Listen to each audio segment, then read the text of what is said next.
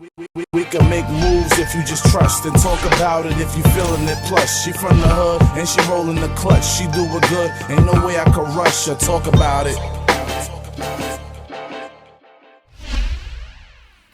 Look who I got. Talk about it with Gatica. We are here live and direct. My guy, Ricky Bass is in the building.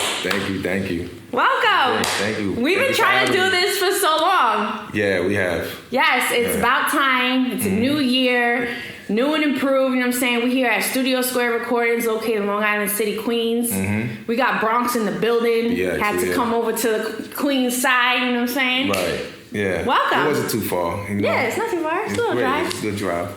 But yeah, everything good. Thank you for having me. You know, I've been meaning to come here, you know, several other times, but, you know, been busy running around. Yes, this guy is all over the place. This guy, you know what I'm saying? We're always doing something. Yeah, I love it.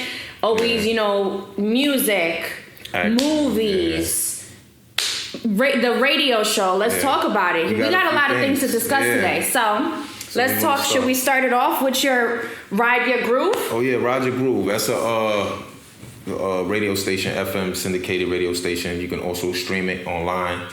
WBRK Star 101.7 FM is a radio station out there in Massachusetts.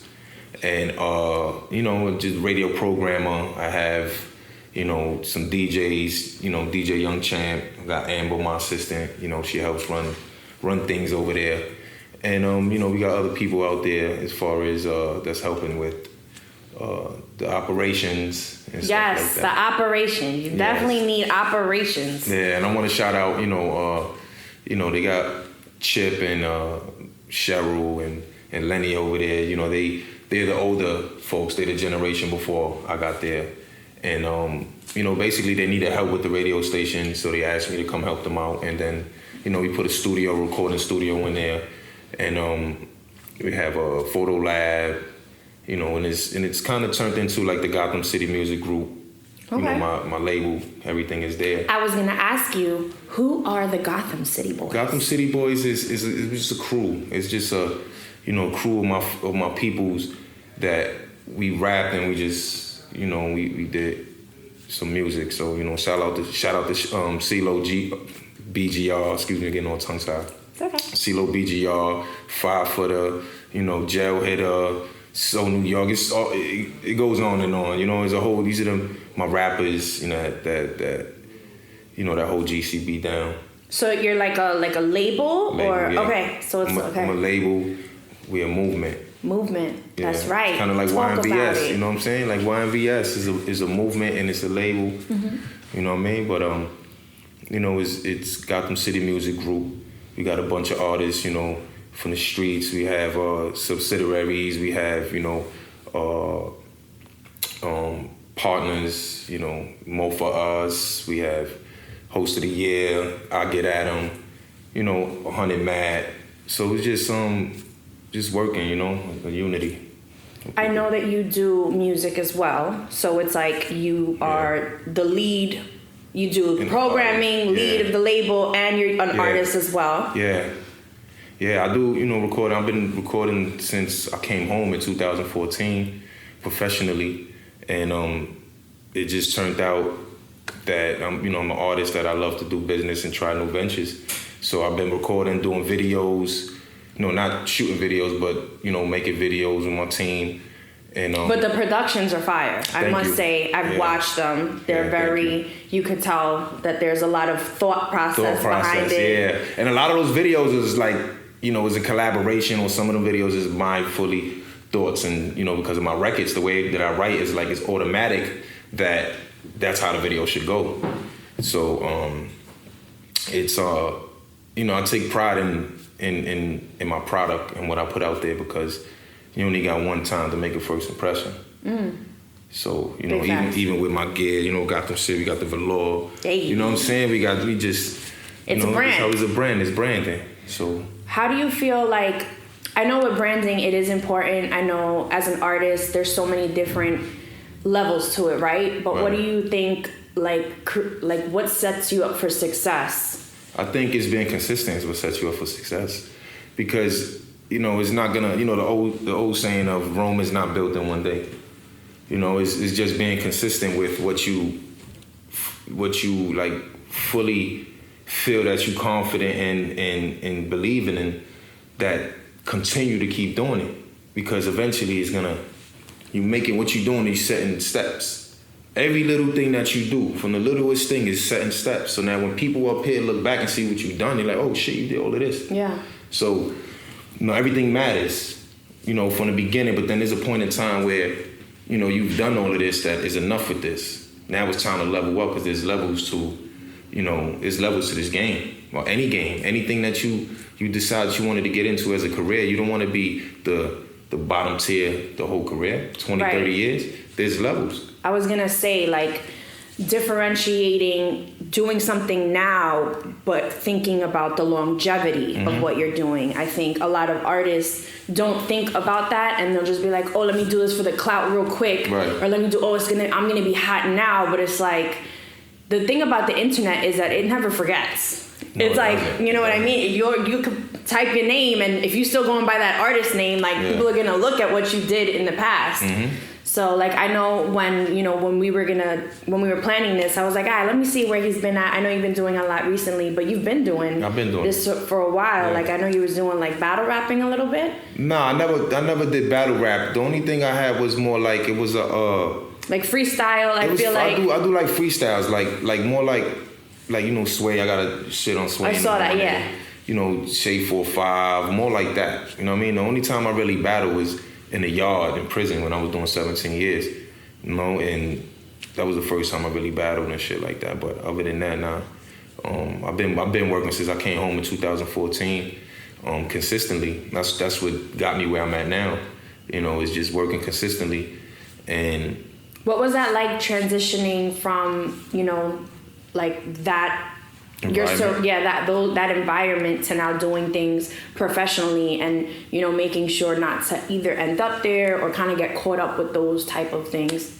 I think that when I was on my way home, I was preparing for this, because I already had a whole bunch of music. I was at a pre-release, like, there's max, medium, there's tiers of security. So I was on my way home, so I was like at a work release.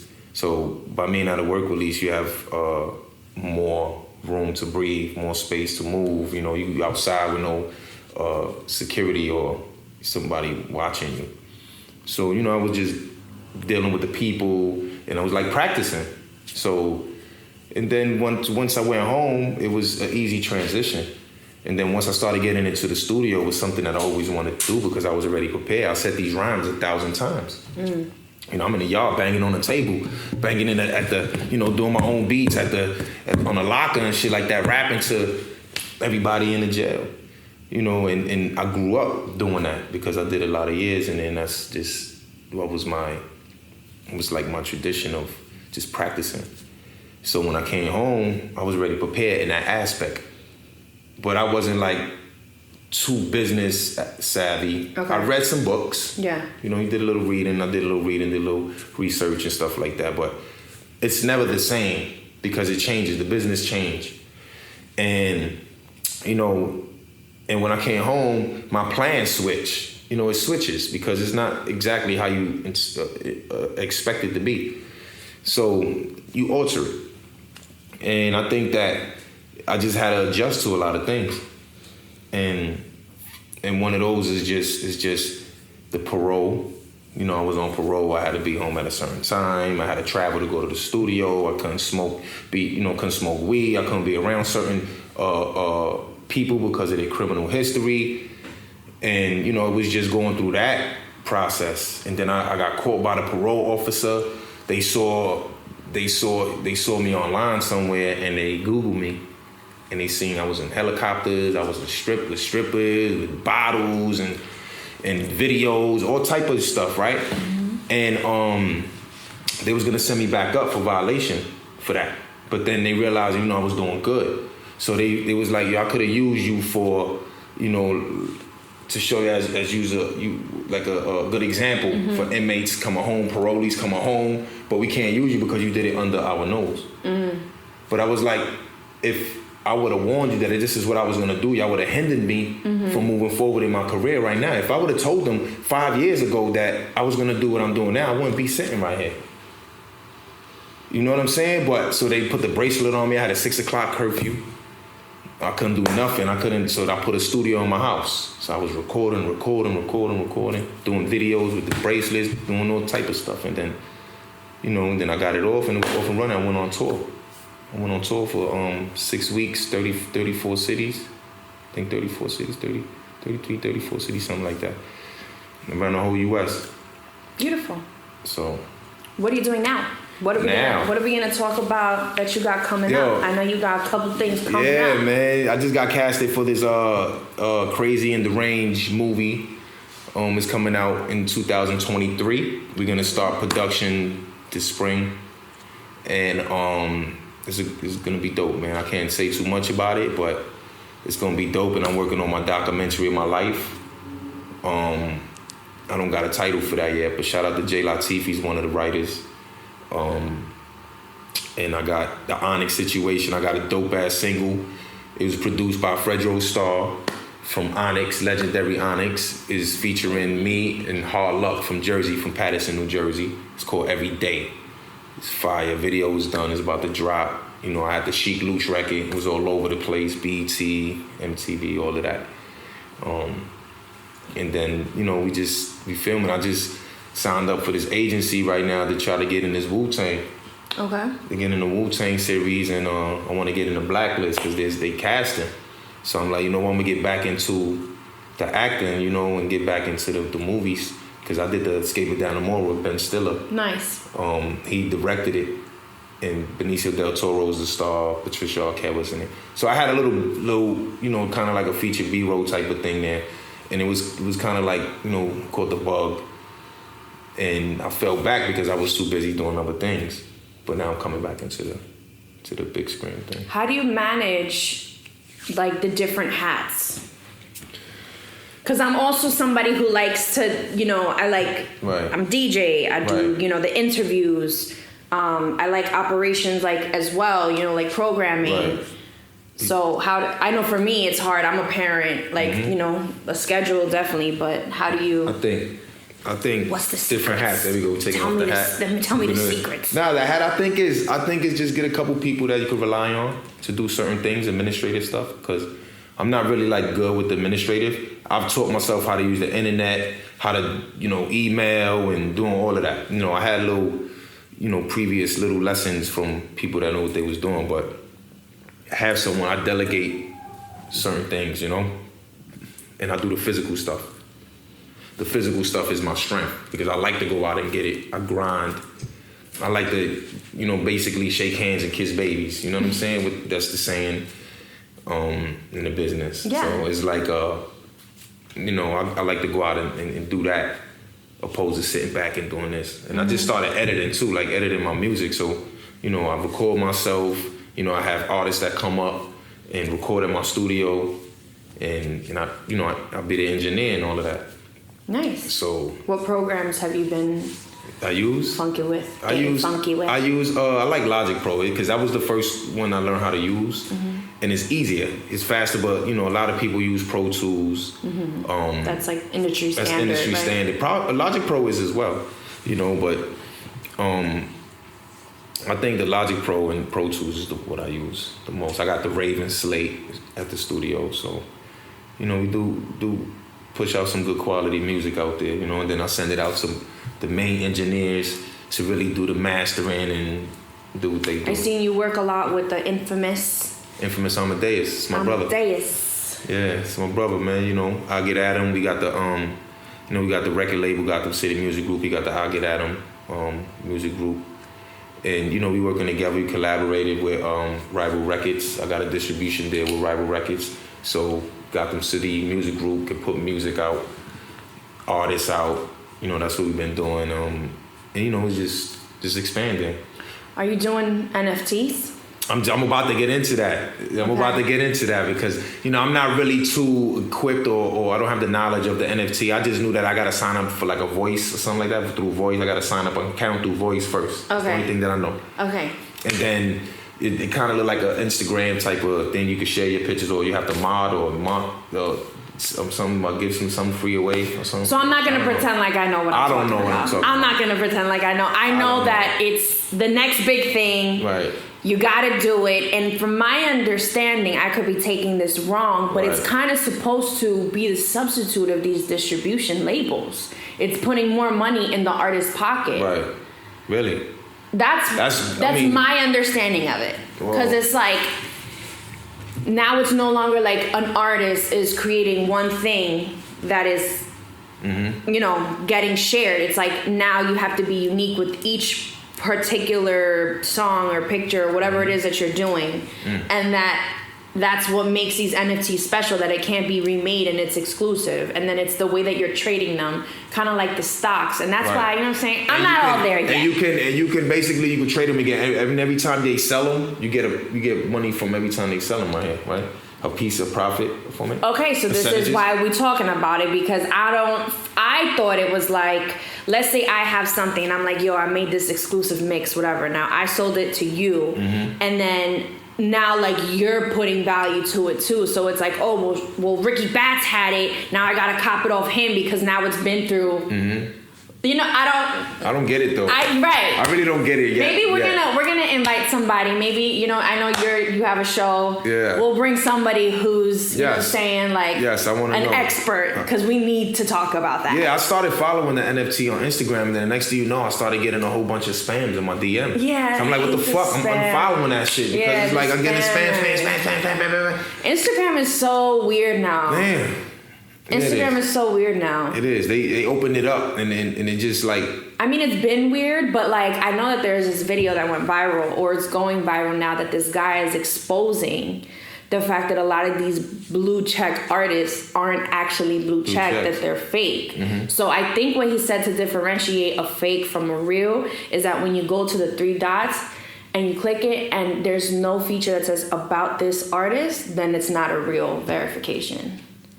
So that's a fun fact. Because, you know, with these things, it's like people reach out to me and like, and I'm like, what's going to make, you know what I mean? What's going to make this special? But now, that's why it's like social media is weird for me, because all of it is bought and stuff. So it's like, I put a lot of work into mine. I still don't got a blue check. I don't got a blue check. I put way more. I've been on BT, MTV, Vote TV, freaking. Have you applied?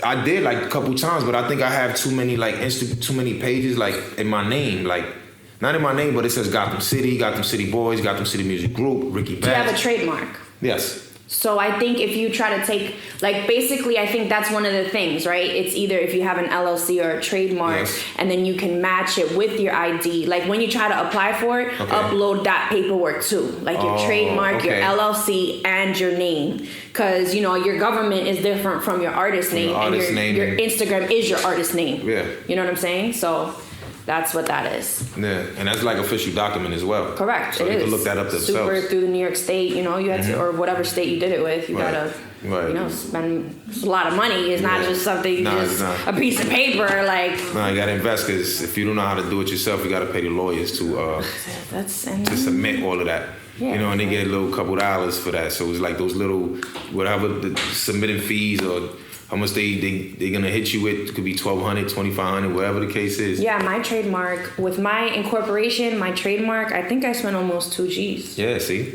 Like, and then you gotta do that with everything, though. You gotta do that, not just, you got 2 logos, 2 bits, you gotta do that with every single thing. So, I wanna make sure everybody's following you. Where can people tap in with you? They can tap in with me, Ricky Bats, everything. You go to rickybats.com. Everything is my name, Ricky Bats. Yeah. So what is tell me the secret, or where did the whole Gotham City Bats, like, is this like a Batman, you know what I mean? Nah, what happened was, when I was young, you know, it started from like, I named myself Ricky Bats. I like to play baseball. Like when I was in jail, I used to play baseball. Even before that I was in jail, I was playing like softball and shit. And I used to always hit shit. And then it turned out to be like, you know, Bats. Born a True Spitter, because I rapped. I saw that, Born a True Spitter. So I rapped. So, you know, I rapped. I was like, you know what, let me make that an acronym, Born a True Spitter. So as the years go on, when I was in jail, I had somebody draw out a microphone with a bat. First it was like a bat with wings or something like that. Then he was like, nah, we did it like a microphone with a bat. And then it turned out, you know, when I came home, I did like a tournament, a logo tournament. Oh, cool. And they came out with this one, with the RB, with the wings. And I was like, oh shit, I like it, right? I was like, oh shit, I like it. So I made this, and then I started branding it. Then it was like, yo, all these niggas that's with me, might as well be the Gotham City Boys. That's it. And then it just turned out like, yo, I made a logo for the Gotham City Boys, and then, you know, and it just started growing. In 7.5 years since I've been home, I did a lot, you know, and sometimes, you know, I don't give a pat on my back or tap myself on the shoulder because I'm so caught up in what's next, and don't like relish in what I've done. You know, people always praise me and tell me, yo, you know, you doing great, you doing good, you did so much this, you doing that, and I take it, but it's not receptive enough because I'm always focused on what's next. I don't want to get caught up in what I did, because then I'm gonna be. So what do you think is gonna be that moment where like the vision of success? Like, what does success look like to you? Because then that's gonna be the day that you're like, thank you, I am successful. You know what I mean? Because in your head, I think you're busy working because you're not there yet in your head. Even though people are acknowledging your, you know, the things that you're doing, because you are doing a lot, but you're not done. Right. So like, what does that define? Like, I'm successful and what I want to be doing. I think I have a lot to offer, more to offer. I don't feel like I'm all the way successful to the point where, you know, I could take a flying jet and go out, you know, the Cali shit, but I'm successful in life because where I came from is totally a 180 from where I'm at now. And I'm successful with that alone, you know, even with health, because there's a lot of people that's unhealthy and that's you know, just not, they doing bad. So I think that I'm just gonna know when success is here. It's just gonna be like boom. You know, right now I'm just still working. I'm climbing. I feel like I'm climbing. I'm not that level yet. I don't feel I'm there yet. You know, and until I'm there, then I'm gonna just keep working. But even when I'm there, I'm gonna still keep working because that's just me. Yeah. And I think that everybody around me has to be at that level as well. Like the people that I feel like are important to be there. You know, I always hear that. I always worry about other people and how they're doing, and it kind of like blocks my success because it gives me stress of what other people around me are not doing, what they don't got, if they still in the hood, or if they're got issues. I'm one of them niggas that like Robin Hood, get from the rich, give to the poor type of thing. Yeah. You know what I mean? And sometimes that takes over me because it's like, and it hinders what I need to do. And, you know, I think once everybody is at a level where it's like, if I fall off. Like a well-oiled machine. Yes. You want it to be a well-oiled machine. Yeah, so, I mean, that's where I'm at with it. So, until then, you know, everybody got to work. Everybody got to grind. And you got to want it yourself. Because if you don't want it yourself, I can't give it to you. That's right. I mean, I could lead you. I could lead by example. I could, you know, put you in certain circles, but it takes your personality, your grind, and your creativity to, you know, your determination to get to these places. You know what I'm saying? So it's early on in the year. I know you said you got the movie coming out in 2023. Yep. What else can we expect from you? Oh man, if they open overseas, we are going to go on tour. I'm going on tour with Onyx overseas. You know what I'm saying? Y'all need a DJ? I don't know.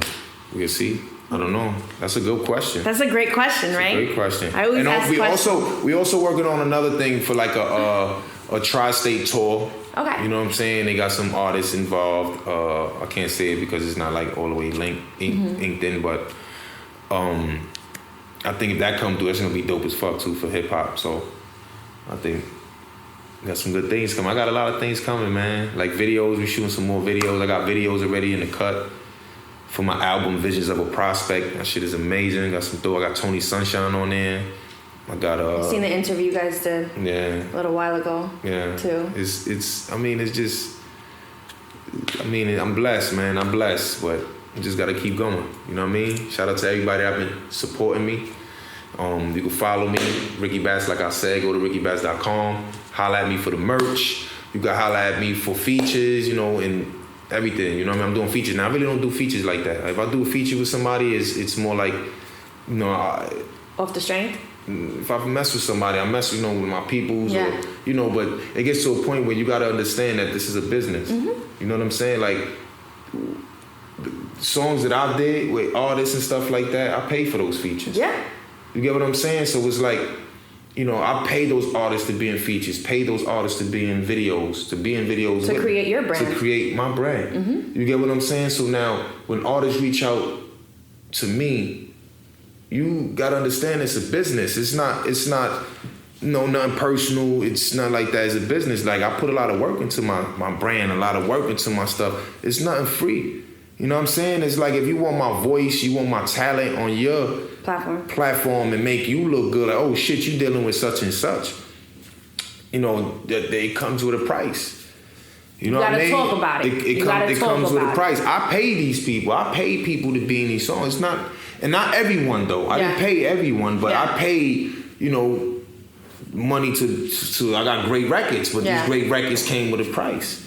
So, you know, until you get in the industry and you could build that relationship and build that rapport with these artists, then, you know, you go to the studio for free and now you make it magic. And it has, now it's not money involved until, you know, if there's deals and, you know, and that's how shit come about.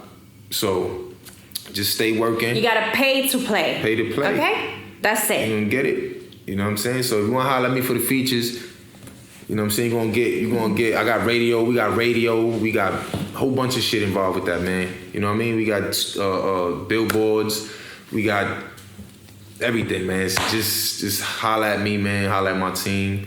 I'll get at them. So, yeah, no. Thank you so much for stopping by. Thank you. We're here every Saturday, 8 p.m. You check me out, latinomix.com. You know what I'm saying? We're going to talk about it, baby. Talk about it. We can make moves if you just trust and talk about it if you feeling it. Plus, she from the hood and she rolling the clutch. She do it good. Ain't no way I could rush her. Talk about it.